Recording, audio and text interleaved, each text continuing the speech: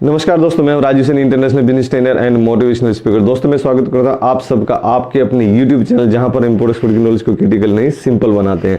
तो दोस्तों एक इंटरेस्टिंग टॉपिक आज आपके लिए लेके आया हूं, how supply chain management can boost your export import business. यानी एक्सपोर्ट का बिजनेस अगर आपको बूस्ट करना है तो सप्लाई चेन मैनेजमेंट क्या होता है, वो कैसे काम करता है, कहां पर किन किन बातों का हमें ध्यान रखना चाहिए, कहां पर अपने लॉजिस्टिक कॉस्ट को ऑप्टिमाइज करना चाहिए, कैसे प्लान करना चाहिए अपनी लॉजिस्टिक को, और ये सप्लाई चेन कैसे हमारा बेनिफिट कर सकती है हमारे एक्सपोर्ट को बूस्ट करने में।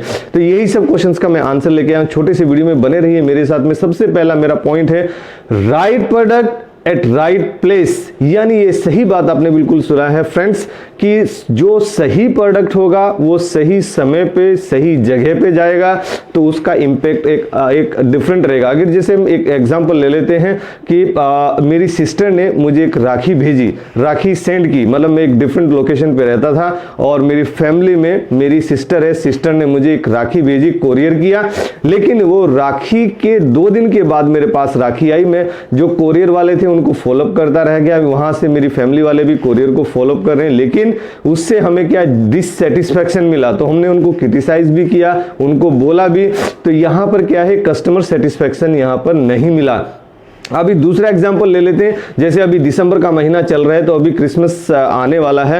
तो अभी ये देखिए, अगर यहाँ से इंडिया से आपको कुछ अमेरिका एक्सपोर्ट करना है तो अमेरिका एक्सपोर्ट करना है तो कब आप उसको करेंगे। जैसे अगर दिसंबर का महीना है तो दिसंबर के महीने में वहाँ पे शॉपिंग करेंगे लोग, वो बाहर फाइनल सेल के लिए बाहर जाएगा, तो वहाँ पर आपको नवंबर तक अपना एक्सपोर्ट वहाँ पहुँच जाना चाहिए। यानी अगर यहाँ से कंटेनर के थ्रू आपका जा रहा है, शिप के थ्रू जा रहा है, तो अराउंड 40 to 45 डेज वो वहाँ पे लगेगा। तो इसका मतलब आपने यहाँ से अक्टूबर में वो चालू किया होगा। अक्टूबर में अगर यहां से आप एक्सपोर्ट करेंगे तब वो नवंबर में जाके पहुंचेगा, और नवंबर में फिर वहां पे उनकी जो गोदाम है, उनके जो वेयर हाउस है, फाइनली उनके जो डिस्ट्रीब्यूशन नेटवर्क है, डिस्ट्रीब्यूशन चैनल है, वहां पे जाएगा, रिटेल शॉपिंग के लिए वहां पे जाएगा। तो ये सही समय है, इसके हिसाब से हमें अपना प्लान करना है कि कैसे अपने प्रोडक्ट को राइट टाइम पे राइट प्लेस पे पहुंचाना है। तो ये एक इसमें मेरा पॉइंट था कि right place right product at right time, ये हमें डिसाइड करना है, प्लान करना है अच्छे से। नेक्स्ट मेरा पॉइंट है कि ट्रेन योर सप्लायर। यानी देखिए कितना अच्छा यहाँ पे पॉइंट है, सप्लायर को ट्रेन करना है, यानी सप्लायर को मोटिवेट भी करना है, सप्लायर से प्राइसिंग नेगोशिएशन भी करना है। देखिए हमें कभी भी ऐसे मतलब किसी को छोटा नहीं समझना चाहिए। तो जो हमारा सप्लायर है, देखिए मेनली बिजनेस हमारा उसी के ऊपर डिपेंड कर रहा है, सप्लायर और बायर, बस 2 ही एक कड़ी है हमारे बिजनेस की, हमारे एक्सपोर्ट बिजनेस की। तो इन दोनों को आपको पकड़ के रखना है, दोनों को अपने साथ में लेके चलना है, एक साथ लेके चलना है। तो सप्लायर को अगर ट्रेन करने की बात है तो जिस हिसाब से आपका रिक्वायरमेंट है, सप्लायर को अपना रिक्वायरमेंट बताइए, उनको अपना टाइमिंग बताइए। और टाइमिंग अगर मैं इंडियन सप्लायर की अगर बात करूं तो वो टाइमिंग पे उतना ध्यान नहीं देते, उसको इतना इंपॉर्टेंस नहीं देते। मैं प्रैक्टिकली बता रहा हूं आपको।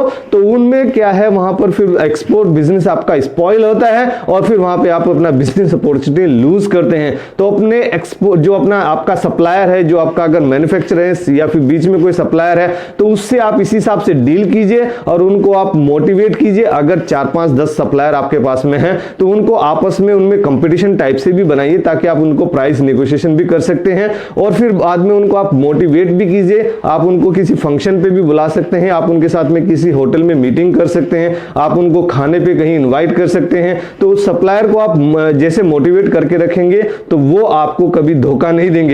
यानी उसको आप जितना मोटिवेट करेंगे, जितना आप उनके साथ में अच्छा रिलेशन बनाएंगे। यानी देखिए बायर के साथ में भी मुझे अच्छा रिलेशन बनाया और सप्लायर के साथ में भी मुझे अच्छा रिलेशन बनाना है। अगर रिलेशन अच्छा होगा तभी तो बिजनेस आगे बढ़ेगा। देखिए पैसा तो अपने आप आएगा, लेकिन यहां पे डिपेंड करता है कि आप कितना अच्छा नेगोशिएशन बना सकते हैं, कितना अच्छा आप अपना नेटवर्किंग कर सकते हैं। जितना अच्छा आप नेटवर्किंग करेंगे अपना, उतना आपका बिजनेस दिन दुगना रात चौगुना ग्रो करेगा।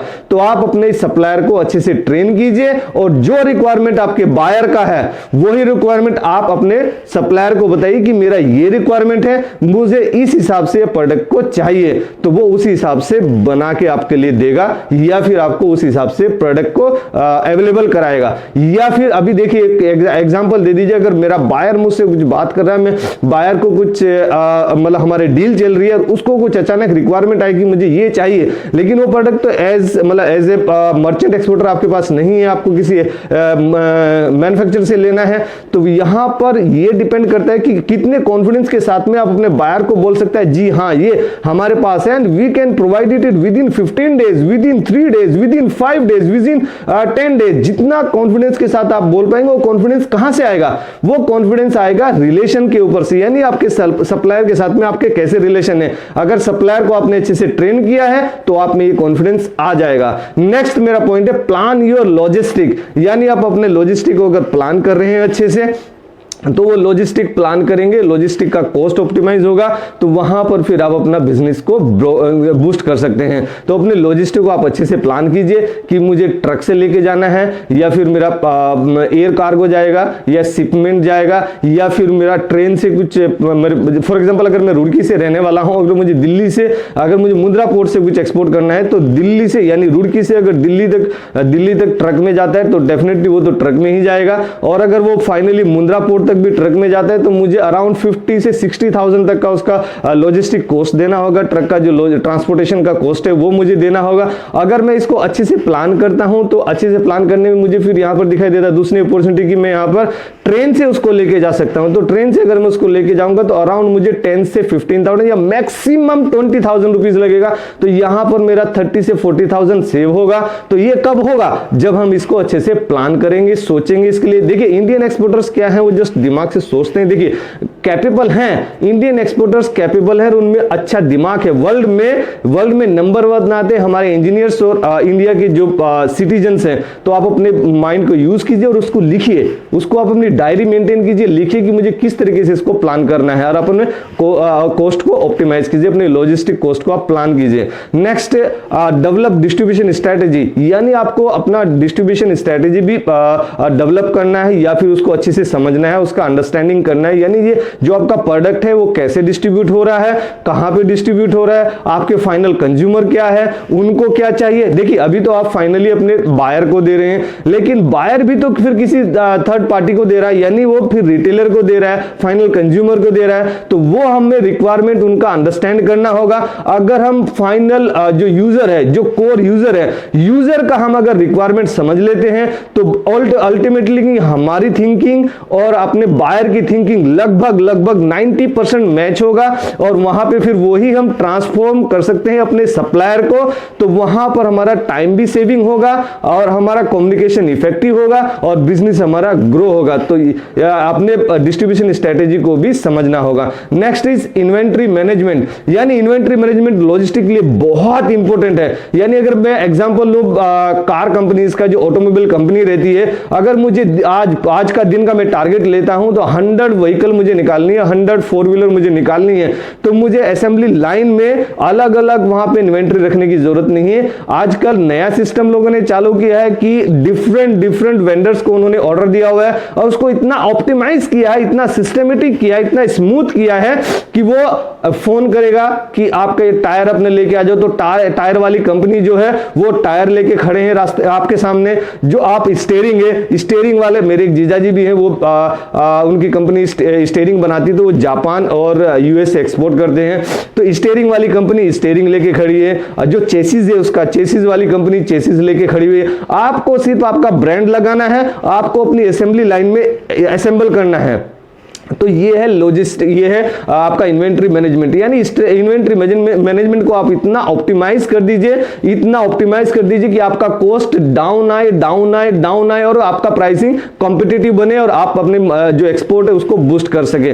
नेक्स्ट आता है focus on the customer requirement. देखिए जैसे मैंने पहले भी बताया, अपने कस्टमर को आप अगर फोकस करेंगे, उसका रिक्वायरमेंट क्या है, एंड यूजर का आप रिक्वायरमेंट समझेंगे, तो आप अपने कस्टमर को सेटिस्फाई भी कर सकते हैं और यहाँ पे कस्टमर सेटिस्फेक्शन भी मिलेगा आपको, और अपने बायर्स, अपने सप्लायर्स आप उस हिसाब से मटेरियल ले भी सकते हैं। आप अपने एक्सपोर्ट को यहां से बूस्ट कर सकते हैं अगर आप कस्टमर की रिक्वायरमेंट अच्छे से समझ जाते हैं, उसको अंडरस्टैंडिंग अच्छे से करते हैं। नेक्स्ट आता है ऑप्टिमाइज लॉजिस्टिक ऑपरेशन कॉस्ट। यानी ये जैसे मैंने पहले भी बताया कि अपना जो लॉजिस्टिक कॉस्ट है उसको किस हिसाब से आप ऑप्टिमाइज कर सकते हैं। जैसे मैंने ट्रेन और ट्रक वाला एग्जांपल दिया था, जहां पे भी आपको लगता है, देखिए नॉर्मली हम इंडियन एक्सपोर्टर्स क्या है कि एक्सपोर्ट कर रहे हैं, लेकिन उसमें थोड़ा जो बेनिफिट हो रहा है, जो प्रॉफिट हो रहा है, वो प्रॉफिट प्रॉफिट भी हो रहा है, लेकिन उसमें और क्या ऑप्टिमाइज कर सकते हैं। लेकिन मैं कंजूसी की बात नहीं कर रहा हूं, ऑप्टिमाइज करने की बात कर रहा हूं, जहां पे आप अपना कॉस्ट सेविंग कर सकते हैं। आप अपना कॉस्ट को सेविंग कीजिए। देखिए, जो कॉस्ट सेविंग करेगा वो ही मार्केट में सस्टेन करेगा और लंबी रेस का घोड़ा बनेगा।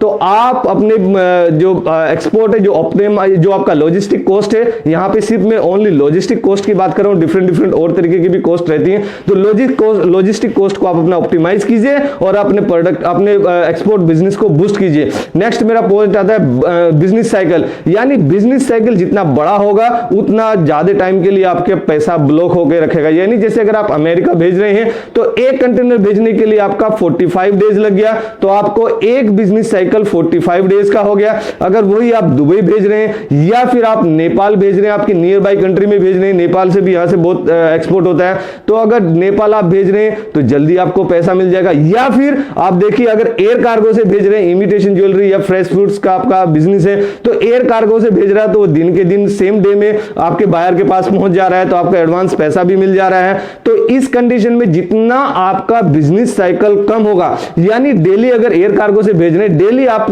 50,000 का ही भेज रहे हैं, एक मिनिमम एग्जांपल लेके चल लेते हैं कि 50,000 का डेली भेज रहे हैं, उसमें 10% भी अगर आपका बेनिफिट है तो 5,000 पर डे आपका हो गया। या 2 कार्गो आप डेली एयर कार्गो भेज रहे हैं या फिर 5 कार्गो आप डेली भेज रहे हैं, तो उसका आप अपना बेनिफिट भी, अपना प्रॉफिट मार्जिन भी कैलकुलेट कर सकते हैं। और डेली पैसा आपके पास आ रहा है और ज्यादा पैसा आपको अपनी जेब से नहीं इन्वेस्ट करना। तो बिजनेस साइकिल जितना कम होगा उतना आपके लिए बेनिफिट है। तो दोस्तों, अगर ये वीडियो आपको पसंद आए तो जरूर आप इसको लाइक कीजिए, अपने दोस्तों में, फ्रेंड्स में, सबके साथ में इसको शेयर कीजिए और अपनी कंट्री का इकोनॉमी बूस्ट करने में मेरी मदद कीजिए।